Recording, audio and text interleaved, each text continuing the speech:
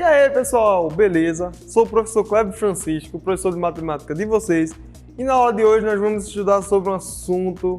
Você já tem ideia, né? O que é que eu vou falar hoje? Então, nas aulas passadas, nós estudamos sobre as operações fundamentais, potenciação, radiciação e expressões algébricas, beleza? Estudamos monômio, binômio, trinômio, polinômio.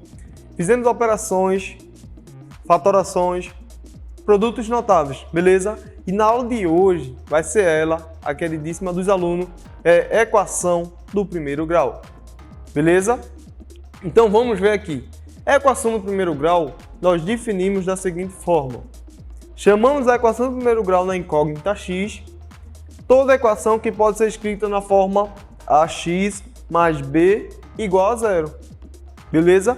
Essa é a escrita de uma equação do primeiro grau. Perceba que é do primeiro grau, pois o meu x, que nesse caso é minha incógnita, ela está elevada a quem? Quem é o expoente dela? É 1. Por mais que não tenha escrito aqui, mas a gente já aprendeu que quando o expoente não tem nada, é porque o expoente ali é 1. Então é uma expressão de grau 1. E essa é uma equação do primeiro grau, beleza? Lembrando que o A tem que ser diferente de zero. Eu coloquei A e B aqui, são termos genéricos, podem representar qualquer número real, beleza? Então o A tem que ser diferente de zero, pois se eu tivesse A igual a zero, eu teria 0 vezes x, que esse termo estaria nulo, ficaria só com B, que é uma constante, beleza? E x é a minha incógnita. Vamos ver aqui. Então esses são alguns exemplos de equações do primeiro grau. Eu tenho x mais 5 igual a zero. Uma equação do primeiro grau. Quem é o coeficiente que está aqui acompanhando o meu x? Pessoal, não tem ninguém. Exatamente. Quando não tem nenhum número, a gente sabe que é o quê? É 1. É o meu elemento neutro da multiplicação. Então ele não precisa estar escrito aqui. E no exemplo B nós temos 2x menos 10 igual a 3. Mas professor, você não disse que tem que ser igual a zero? Perceba, o 3 está aqui, que é o segundo membro, que eu já vou falar já, mas ele podia estar aqui no primeiro membro. Como assim? Eu posso fazer interações entre os membros mudando a ordem da operação. Então nesse caso, o 3 aqui está positivo. Eu poderia passar ele para o primeiro membro e ele ficaria negativo, beleza? E aqui o meu coeficiente que acompanha a minha incógnita x é o 2. E temos o 10 como o termo independente, beleza? E aqui temos outro exemplo, 3 mais 3x igual a zero. Simples, na equação do primeiro grau. Vamos ver aqui. A equação do primeiro grau ela é dividida em membros. Então nós temos o primeiro membro antes da igualdade e nós temos o segundo membro depois da igualdade. Beleza? Então vamos seguir aqui. E o que é uma raiz? Uma raiz de uma equação do primeiro grau. A raiz de uma equação do primeiro grau é o número que transforma a equação em uma sentença verdadeira. Beleza? Então vamos ver esse exemplo aqui. Eu tenho 3x mais 12 igual a zero. Claramente, uma equação do primeiro grau. E eu quero o valor que torne essa sentença verdadeira. Como é que eu faço isso? Simples. A gente aprendeu a fazer operações com monômios, binômios, beleza? Nesse caso, vamos fazer do mesmo jeito. O que é que eu faço? Lembrem que vocês têm uma variável, uma incógnita, e vocês querem achar o valor. Obviamente, vocês terão que isolar essa incógnita. Se você quer achar o valor dela, você tem que deixar ela sozinha em um dos membros, beleza? Vamos lá. Eu tenho 3x menos 12. Eu acabei de falar que se eu tenho uma operação aqui, eu posso passar para o outro membro com o sinal trocado ou com a operação inversa. No caso, ele está negativo, ó, menos 12. Eu passo para o segundo membro, ele fica mais 12.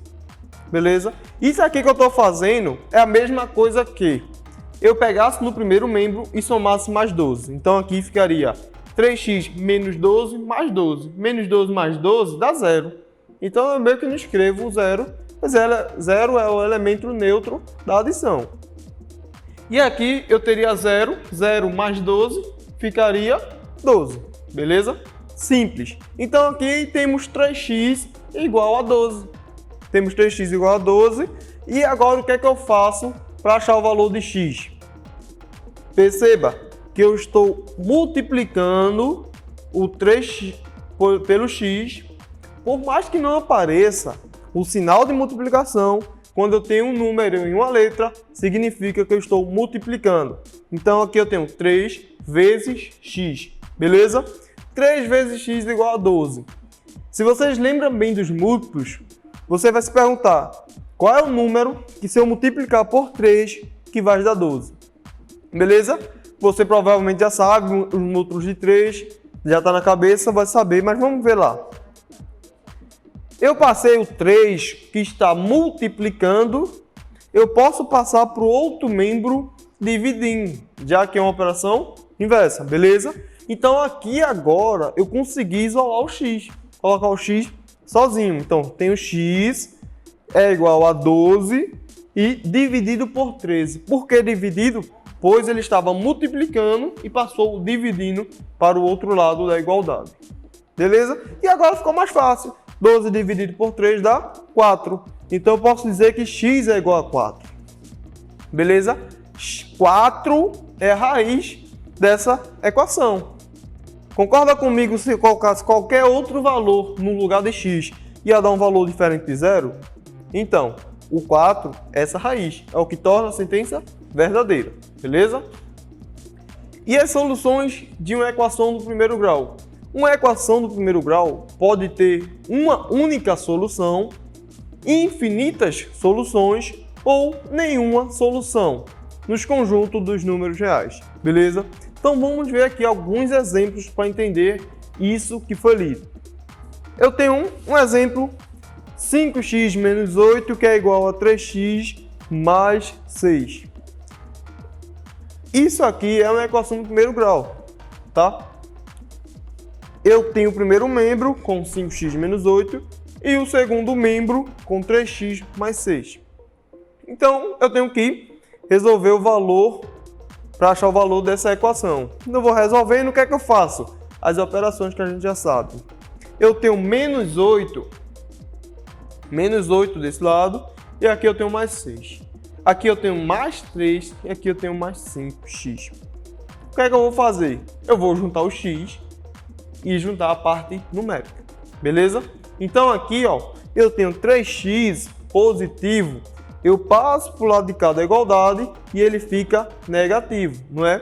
É óbvio. Então eu passo esse 3x para cá, ficou menos 3x.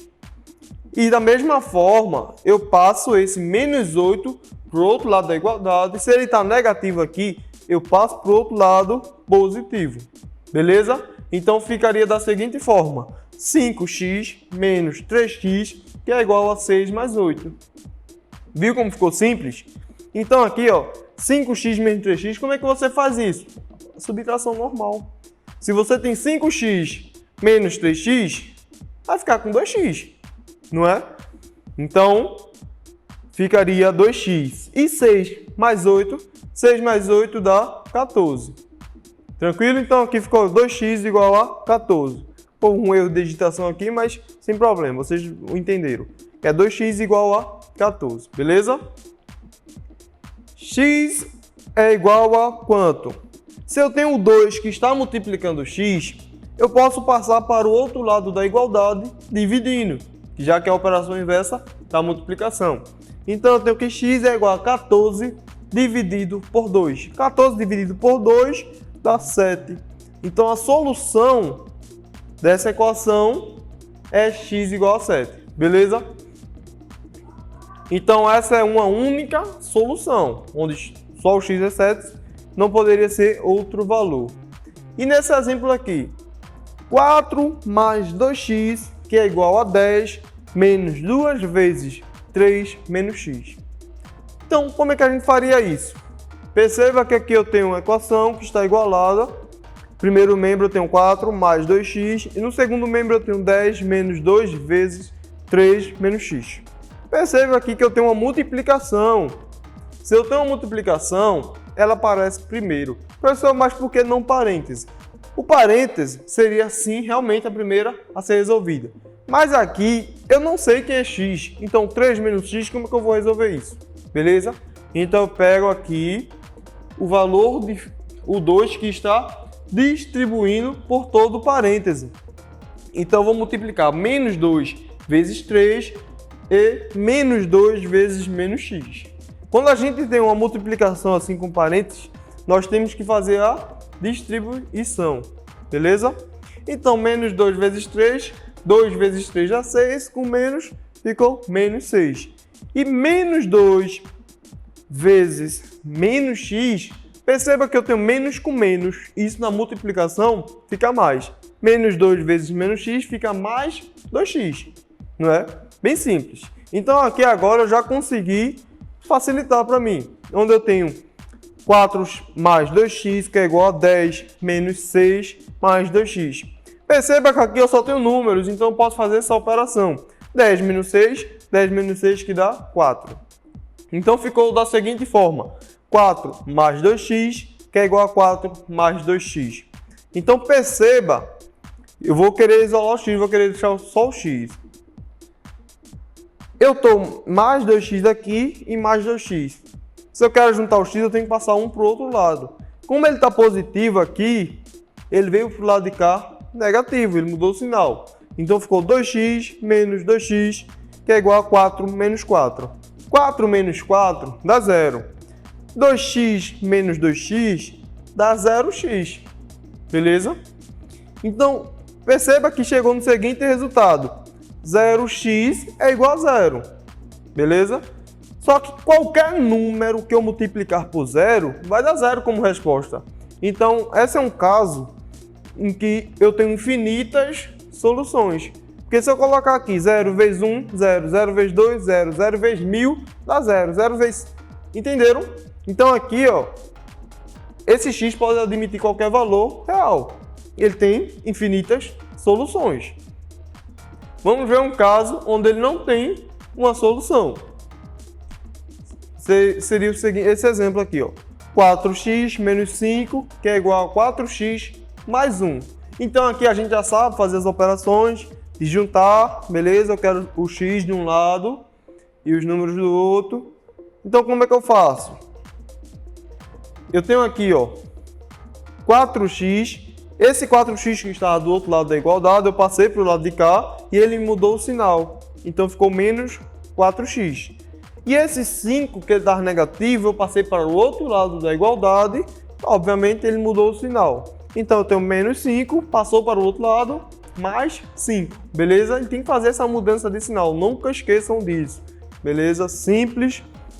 E agora eu tenho 4x menos 4x, que é igual a 1 mais 5. 1 mais 5 dá 6. E 4x menos 4x, isso aqui vai ser quanto? Se você tem 4 menos 4, vai dar 0x. 0x é igual a 6. Então isso aqui é um caso onde não existe nenhuma solução. Pois qualquer número que você multiplicar por 0, a resposta tem que ser 0. Então aqui, ó, qualquer número que eu multiplicar por 0 está dando 6. E isso não pode acontecer. Logo, eu digo que isso aqui não tem nenhuma solução nos conjuntos dos números reais. Simples? Então vamos ver um exemplo, uma aplicação. Carlos tinha uma certa quantia em dinheiro. Foi ao shopping e gastou 1/3 da quantia na compra de uma revista. Gastou 1/4 na quantia da compra de um CD. E ainda ficou com R$25. Qual era a quantia que Carlos possuía? Então esse é um exemplo claro de equação do primeiro grau, beleza? Vamos ver a quantia que Carlos tinha. Quanto é que ele tinha? Ele tinha x. Essa é justamente a minha incógnita, o valor que eu quero descobrir, beleza? Ele tinha x reais. 1/3 da quantia ficaria 1/3. Quando eu falo 1/3 de alguma coisa, eu pego a minha fração 1/3 e multiplico por essa alguma coisa, que nesse caso é o x. 1/3 de x é isso aqui, beleza? Eu estou simplesmente dividindo por 3. Simples, não é? E agora, ele gastou 1/4 da quantia no CD. Se a quantia é x, ele gastou 1/4, ficou 1/4 de x. E agora, quanto é que ele tinha? Então aqui, se ele pegar o que ele gastou aqui com valor total e os 25 que sobrou, vai ficar da seguinte forma. Ó. Eu tenho 1/3 que ele gastou, mais 1/4 que ele gastou, mais R$25 que sobrou, beleza? E isso aqui é igual ao meu valor total, que é igual à quantia que Carlos possuía, que é o x. E como é que eu vou fazer isso aqui? Então, eu tenho 1/3 de x mais 1/4 de x mais 25, que é igual a x. Como é que eu vou fazer isso? Operações com frações, vocês viram comigo, beleza? Então aqui eu vou fazer o quê? Perceba que os denominadores são diferentes. Eu tenho 3 e 4. Simples, eu tenho 3 e 4.